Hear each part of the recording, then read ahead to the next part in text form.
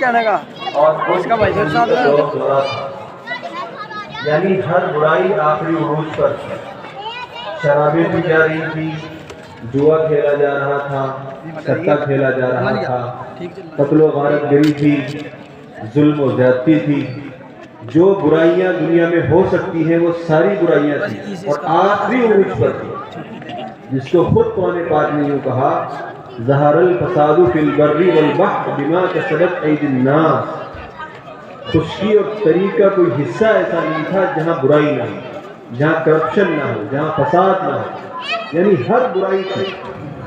تو آپ سوچ کر بتائیے کہ جس وقت دنیا میں ساری برائیاں تھیں، شرابیں تھی، قتل تھا، ظلم تھا، سب برائیاں تھیں، تو اس وقت جب پہلی بار قرآن نازل ہوا تو اللہ تعالیٰ کو یہ کہنا چاہیے تھا کہ بھائی ظلم روک دو، قتل کرنا چھوڑ دو، شراب پینا چھوڑ دو، زیادتی کرنا بند کر دو، جوا کھیلنا چھوڑ دو، سٹا کھیلنا چھوڑ دو، شراب پینا چھوڑ دو۔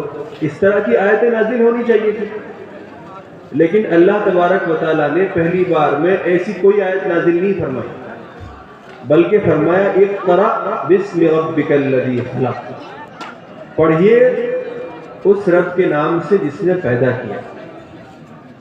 معلوم یہ ہوا کہ پڑھنا اور تعلیم حاصل کرنا یہ ایسی چیز ہے جو شراب کو بھی ختم کر سکتا ہے، ظلم کو بھی ختم کر سکتا ہے، زیادتی کو بھی ختم کر سکتا ہے، قتل و غارت گری کو بھی ختم کر سکتا ہے، یعنی ساری برائیوں کو اگر کوئی چیز مٹا سکتی ہے تو وہ تعلیم ہے۔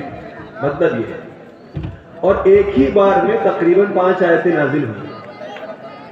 ان 5 آیتوں میں 6 آیتوں میں 3 بار تعلیم کا تذکرہ ہے، 3 بار پڑھنے کا تذکرہ ہے۔ اقرأ بسم ربک الذی خلق، ایک بار اقرأ ہو، خلق الانسان من علق، اقرأ وربک الاکرم، پھر دوسری بار فرمایا اقرأ وربک الاکرم، پھر اس کے بعد فرمایا الذی علم بالقلم علم الانسان ما لم یعلم، انسان کو اللہ نے وہ سکھایا جس کو وہ نہیں جانتا تھا۔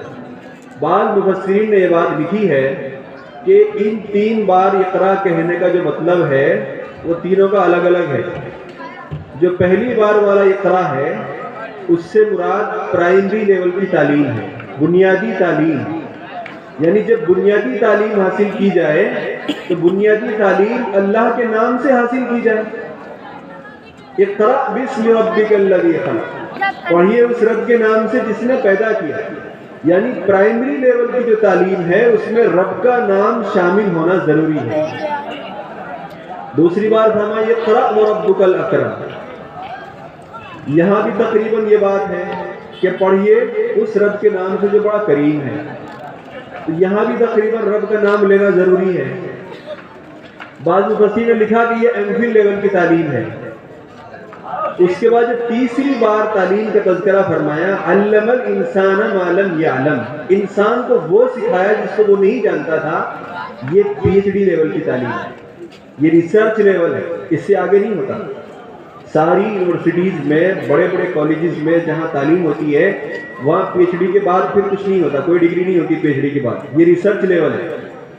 تو اللہ نے پہلی بار آیت نازل فرمائی اور ایسے ماحول میں جہاں تاریکی تھی، جہاں فساد ہی فساد تھا، ایسے ماحول میں بنیادی تعلیم سے لے کر آخری درجے کی تعلیم تک کا تذکرہ فرما دیا۔ تو معلوم یہ ہوا کہ یہ امت تعلیم ہے، یہ امت تعلیم ہے۔ نبی کو پہلی بار میں تعلیم کی تاکید کی جا رہی ہے، پڑھنے کی تاکید کی جا رہی ہے۔ اور میں آپ کو یہ بتاؤں کہ جس وقت یہ آیتیں نازل ہو رہی تھی تو اللہ کے نبی صلی اللہ علیہ وسلم کا معمول یہ تھا، آپ کو نبی بنائے جانے سے پہلے، جب تک آپ نبی نہیں بنائے گئے تھے تو نبی بنائے جانے سے پہلے آپ کا یہ معمول تھا کہ آپ مکے سے اپنے گھر سے غار حرا میں تشریف لے جاتے تھے اور وہاں جا کر جو بھی آپ کا طریقہ رہا ہو اللہ سے لو لگانے کا، عبادت کرنے کا کرتے تھے۔ اچانک ایک دن ایک فرشتہ آیا اور اس نے آ کر آپ صلی اللہ علیہ وسلم کو پکڑا اور آپ کو سینے سے لگایا، ایسے دبوچا پکڑا اور فرمایا پڑھیے۔ آپ صلی اللہ علیہ وسلم نے فرمایا ما انا بقاری، میں تو پڑھنا نہیں جانتا ہوں۔ اس فرشتے نے آپ کو چھوڑ کے دوبارہ پھر پکڑا، پھر بھیچا، زور سے بھیچا، دبایا خوب زور سے اور پھر کہا پڑھیے۔ آپ نے فرمایا ما انا بقاری، میں پڑھنا نہیں جانتا ہوں۔ آپ صلی اللہ علیہ وسلم کا بیان ہے کہ جب اس شخص نے، اس فرشتے نے مجھے بھینچا، دبایا، دبوچا، تو مجھے ایسا لگا کہ میری جان نکل جائے گی، کہ زور سے انہوں نے بھیجا۔ تیسری بار پھر ایسے دبوچا اور پھر کہا اقرأ باسم ربک الذی خلق۔ وہ 5 آیتیں اس وقت نازل ہوئی۔ آپ صلی اللہ علیہ وسلم کا بیان ہے کہ پھر جب یہ آیتیں نازل ہوگی، مجھے ابھی تک سمجھ میں نہیں آیا کہ ہوا کیا ہے، یہ کون تھے، کیا کہہ رہے تھے، مجھے ابھی تک سمجھ میں نہیں آیا۔ اور میں وہاں سے دوڑا اور دوڑ کر فوراً اپنے گھر پہنچا، اور پیر کہیں کے کہیں پڑ رہے تھے، ایسا لگ رہا تھا کہ جیسے جوڑی کا بخار آ گیا ہو، اور آ کر اپنی اہلیہ محترمہ حضرت خدیجہ الکبریٰ رضی اللہ تعالیٰ عنہا سے سارا واقعہ سنایا۔ اور پھر اس کے بعد ایک لمبی تفصیل ہے کیا کیا ہوا۔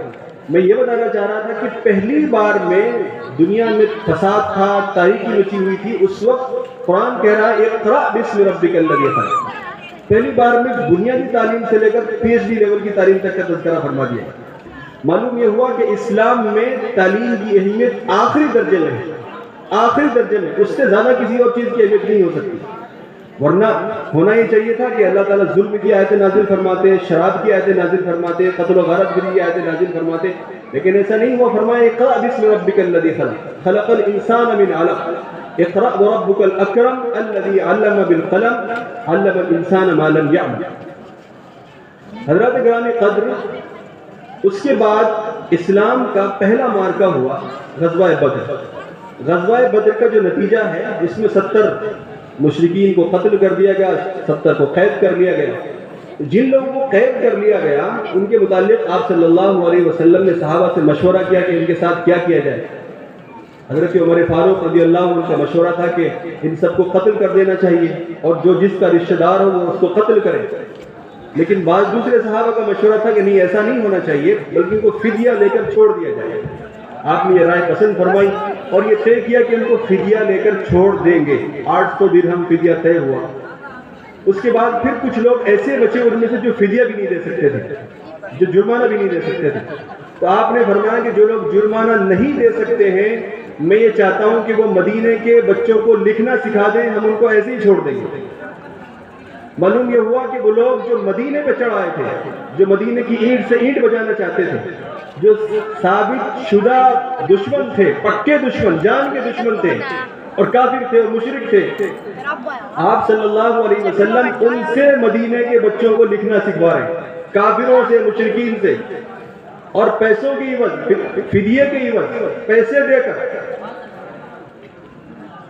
بعض لوگوں نے یہ بات لکھی ہے کہ اللہ کے نبی صلی اللہ علیہ وسلم کے یہاں جب مدینے کی ریاست قائم ہو گئی تو آپ صلی اللہ علیہ وسلم جب چیزوں کے بجٹ متعین فرماتے تھے تو اس میں سب سے بڑا بجٹ آپ کے یہاں تعلیم کا ہوتا تھا، سب سے بڑا بجٹ تعلیم کا ہوتا تھا۔ ہمارے یہاں سب چیزوں کے بجٹ ہوتے ہیں، کسی کو شادی کرنی ہے تو 5 سال پہلے سے تیاری کرنا شروع کرتے ہیں، وہاں سے پیسے آئیں گے، وہاں سے پیسے آئیں گے، وہاں سے پیسے آئیں گے تو ہم شادی کریں گے۔ گاڑی خریدنی ہے تو پیسے جمع کرنا شروع کرتے ہیں، گھر بنانا ہے تو پیسے جمع کرنا شروع کرتے ہیں، لیکن ہمارے یہاں تعلیم کا کوئی بجٹ نہیں ہوتا۔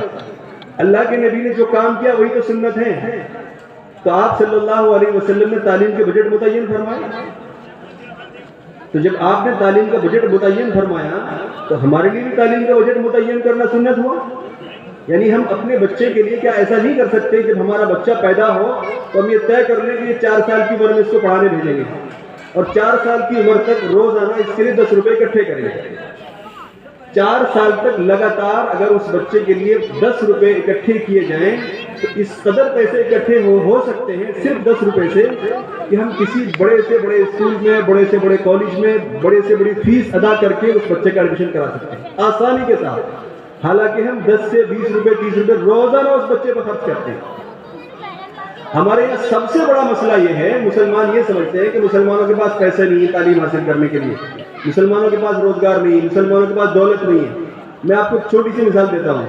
ہمارے حضرت مولانا کلیم صدیقی صاحب دعوت برکاتہم سب لوگ جانتے ہوں گے، انہوں نے کچھ دن پہلے ایک سروے کرایا تھا۔ اس سروے میں انہوں نے اس کے نتیجے میں ایک بات لکھی کہ ہم نے ایک سروے کرایا، اس سروے میں یہ طے کیا کہ ہم یہ دیکھتے ہیں کہ عام مسلمان روزانہ اپنے ذاتی خرچ پر کتنے پیسے خرچ کرتے ہیں۔ تو سروے میں انہوں نے یہ بات دیکھی کہ ہم یہ دیکھتے ہیں کہ کتنے لوگ بیڑی پیتے ہیں، کتنے لوگ سگریٹ پیتے ہیں، کتنے لوگ پان تمباکو کھاتے ہیں، ہندوستان میں گورنمنٹ کے آنکڑوں کے مطابق 25 کروڑ مسلمان رہتے ہیں، 25 کروڑ مسلمان رہتے ہیں، تقریباً آدھے لوگ ایسے ہیں جو بیڑی سگریٹ پان تمباکو 300 کروڑ 3,000 کروڑ